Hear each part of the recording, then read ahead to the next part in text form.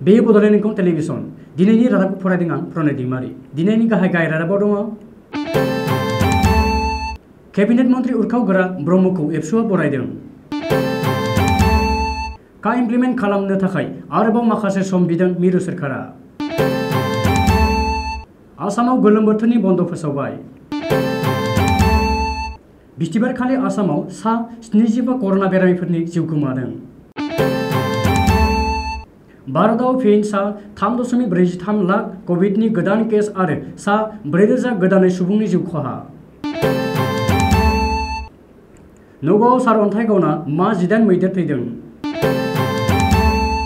इंलेन्डआव थांनो गोनां टीम इन्डियानि सासे गेलेगिरिया आरोबाव फिन कर'ना पजिटिभ। नितेश तिवारीनि फैनो गोनां फिल्मआव सोर जागोन सीता, दीपिका पादुकण एबा करिना कापुर खान। सलमान खाननि राधे फिल्मआ अक्षय कुमारनि लक्ष्मी बमनि रिपर्टखौ सिफायदों। दानिया आबुं रादाब।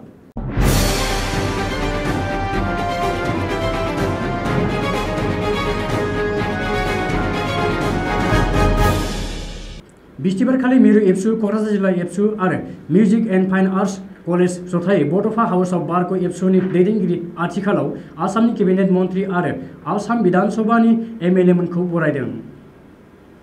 आफादनि थांखि बादियै दिनै दुलाराय बर' फरायसा आफादा क'क्राझार जिल्लानि बागानसालियाव थानाय मिरु एबसुनि गाहाय मावख' बड'फा हाउसआव आगुनि मिरु एबसुनि दैदेनगिरि आथिखालाव आसामनि मन्त्रि उरखाव गोरा ब्रह्म आरो आसाम बिधान सभायाव गोदानै सायख'जानाय एमएलए मोनखौ बरायदों। हाबाफारि बादियै मुंख्लंमोननि मुङाव दाहा बावग्रोनानै मिरु एबसुनि आफादगिरि दिपेन बर'आ 63 नं सापागुरि समष्टिनिफ्राय आसामनि केबिनेट मन्त्रि मोननो हानाय उरखाव गोरा ब्रह्मखौ बावरायग्रोनानै 30 नं सानजा क'क्राझारनि एमएलए लरेन्स इस्लारि आरो 31 नं सिडलीनि एमएलए जयन्त बसुमतारीखौ बरायनायनि उनाव मिरु एबसुनि दैदेनगिरिमोनहा फारि फारियै बरायो। लोगोसे उननि हाबाफारियाव सोलिफु आबहावाखौ नायनानै इउपिपिएलनि साफ्रोमबो एमएलएफोरखौनो मिरु एबसुनिफ्राय बरायनाय जागोन होननानैबो मिरु एबसुनि अफिसियेल फेसबुक पेजआव फोरमायदों। नोगोरारि सोदांनाय आयेन एबा का इमप्लिमेन्ट खालामनो थाखाय आरोबाव माखासे सम बिदों भारत सोरखारा। सुलुङाव फोरमायथिनाय बादिब्ला मिरु नखर मन्त्रालया का इमप्लिमेन्ट खालामनो थाखाय आरोबाव माखासे सम बिनानै संसदारि कमिटिनो लाइजाम लिरहरदों। हादरनाङै कर'ना भाइरासनि गिख्रंथाव थासारिखौ नोजोर होना का इमप्लिमेन्ट खालामनायनि थाखाय मिरु सोरखारा आरोबाव सम नागिरदों। मख'नो गोनांदि का इमप्लिमेन्ट खालामनायनि सायाव गाइडलाइन थियारि खालामनो थाखाय लकसभानि सबअर्डिनेट लेजिस्लेशन कमिटिया मिरु नखर मन्त्रालयनो 9 एप्रिलसिम समनि सिमा खाना होदोंमोन। बेबादिनो राज्यसभानि सबअर्डिनेट लेजिस्लेशन कमिटियाबो नखर मन्त्रालयनो 9 जुलाइसिम सम होदोंमोन। नाथाय मिरु नखर मन्त्रालय नोगोरारि सोदांनाय आयेन एबा का इमप्लिमेन्ट खालामनो थाखाय जेबो गाइडलाइन थियारि खालामनो हायाखै आरो थासारिया खाबु होआखै। ओरैहाय आथिखालनि थासारिखौ दावहाय होना नखर मन्त्रालया आरोबाव सम बिनायखौ संसदारि कमिटिया गनायथि होगोनखौ रोखायै नुहुरो। फैगौ 15 मेनिफ्राय 14 जुन खालारसिम गोलोम बोथोरनि बन्द फोसावबाय। 1 थाखोनिफ्राय 12 थाखोसिम गोलोम बोथोरनि बन्द फोसावबाय सोलोंथाइ बिफाना। मख'नो गोनांदि सरासनस्रा एकाडेमिक केलेन्डार बादियै आसामाव 1 जुलाइनिफ्राय 31 जुलाइनि गेजेराव गोलोम बोथोरनि बन्द फोसावनाय जायोमोन।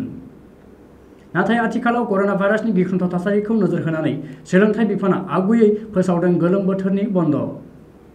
बेखौबो मख'नो नांगोनदि कर'ना भाइरासनि थासारिखौ नोजोर होनानै आरो कर'नानि गाग्लोबनायनिफ्राय रैखा मोननो थाखाय रायजोनि गासैबो सोलोंथायारि फसंथानफोरखौ आबुं बन्द फोसावखानाय जादों। बेखौ बिथा लानानैनो फरा फोरोंनायाव जाहाथे फरायसाफोरा जेंनाजों मोगा मोगि जानाङा बेनि थाखाय 15 मेनिफ्राय 14 जुनसिम आगुयै गोलोम बोथोरनि बन्दखौ फोसावनाय जादों होननानै सोलोंथाइ बिफाना फोसावनाय नटिफिकेशनाव रोखायै मख'दों। कर'ना भाइरास एबा कभिडजों गोदानै गाग्लोबजानाय आरो जिउ गोमानाय बेरामिफोरनि बिबाङा आसामाव सानफ्रोमबो बांलांगासिनो दङ। सावस्रि बिफाननि सुलुङाव फोरमायथिनाय बादिब्ला आसामाव बिस्थिबारखालि एबा थांनाय 24 घन्टानि गेजेराव गोदानै 5,862 सुबुंनि देहायाव कभिड पजिटिभ मोननो हादों। बेनि अनगायैबो मैया सानसेनि गेजेरावनो 75 सा कर'ना बेरामिफोरा जिउ गोमायो।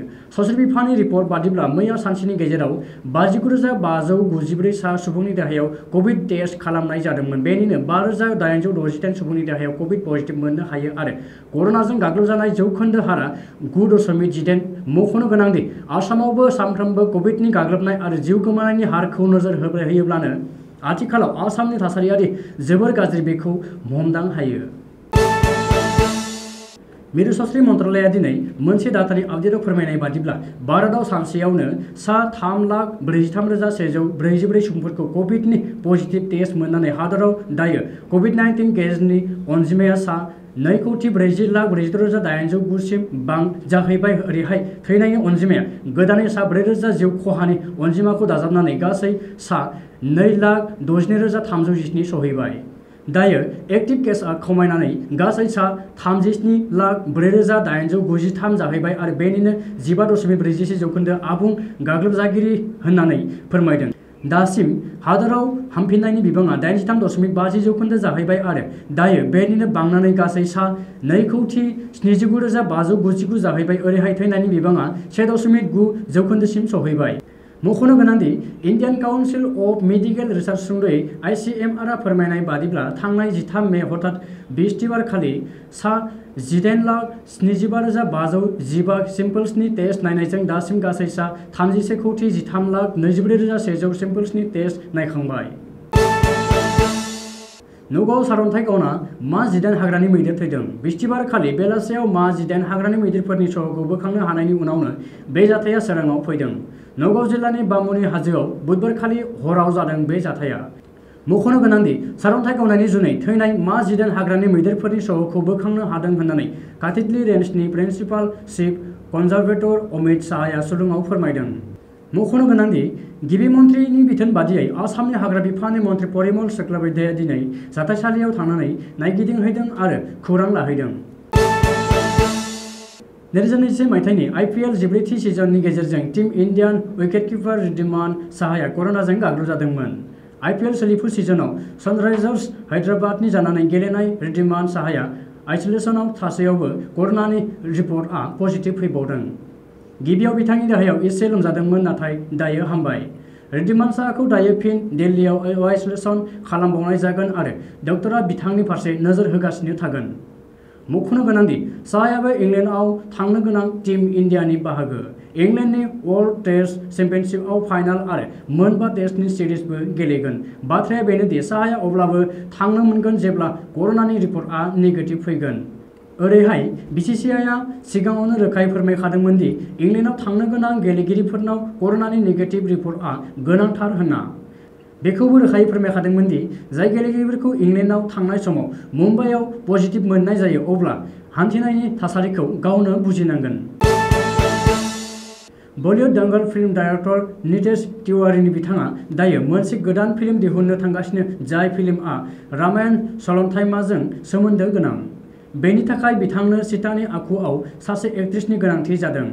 peepingmoon.com नि फोरमायनाय बादिब्ला डाइरेक्टर नितेश तिवारीनि बिथाङा सीतानि आखुनि थाखाय एक्ट्रेस दीपिका पादुकण आरो करिना कापुर खानखौ सायख'दों नाथाय बिथाङा दायो सोरखौ लायोबोला साबसिन जागोन बेखौ लानानै उसुखुथु जागासिनो दङ होननानै फोरमायदों। सलमान खाननि मैया थामहिनबा 13 मेआव OTT प्लेटफर्मआव ओंखारनाय राधे इउर मोस्ट वान्टेड 5 फिल्मआ अक्षय कुमारनि लक्ष्मी बम्ब फिल्मनि सानसेनि नायजानाय रिपर्टखौ सिफायबाय। मैया एबा 24 घन्टायाव राधे इउर मोस्ट वान्टेड 5 फिल्मखौ जे 5 OTT प्लेटफर्मआव हादोरनि 8.83 मिलियन सुबुंफोर नायदों। जायनि खामायनाया 64.24 कौटि जायो आरो गुबुन हादोरनिफ्राय गासै 11.5 कौटि रां खामायदों। बबेखानि मैया सानसेयावनो राधे इउर मोस्ट वान्टेड 5 फिल्मआ गासै 84 कौटि रां खामायदों। मिथिनानै मोननाय बादिब्ला कर'नानि बे गिथाव समावबो राधे इउर मोस्ट वान्टेड 5 फिल्मखौ त्रिपुरानि मोनथाम सिनेमा हलाव दिन्थिनाय जागोन। बेफोर हलफोरनि मुंखौ आगरतलानि मोननै थियेटार SS रूपसी आरो बाल्क सिनेमा आरो धाराम नोगोरनि SS थियेटार होननानै बुंनाय जादों। दायो त्रिपुरायावबो लकडाउन जाबाय। बबेखानि बेखौ नोजोर होनानै फिल्मनि जोबथा श'खौ 3 बाजियाव दिन्थिनाय जागोन होनना मिथिनाय मोन्दों। दिनैनि रादाबा एसेनोसै। गोजोन्थों।